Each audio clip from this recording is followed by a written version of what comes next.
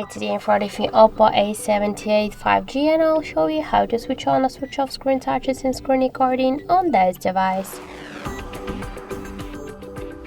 So first open the control panel and here find screen recording icon.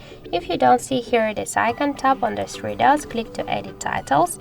So you'll find screen recording icon somewhere here. Just click to this plus icon to add it to your panel, and after that, just by press and hold to this icon, you will launch the screen recording settings, and here you'll see show screen touch switcher. So just to turn on or turn off this option, we should use this switcher.